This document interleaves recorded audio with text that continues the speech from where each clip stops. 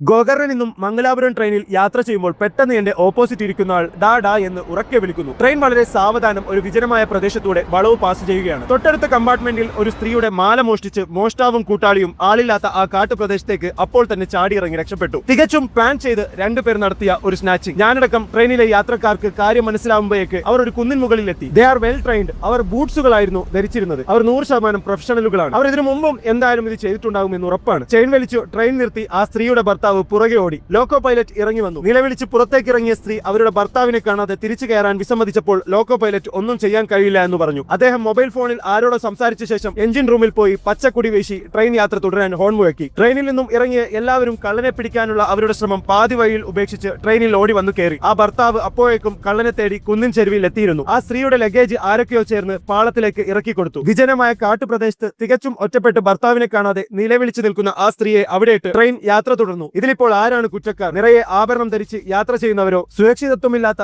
Rail സംവിധാനമാണോ, അതല്ലെങ്കിൽ ഒരു സുരക്ഷയുമില്ലെന്ന് മനസ്സിലാക്കിയിട്ടും യാത്ര ചെയ്യുന്ന നമ്മളാണോ?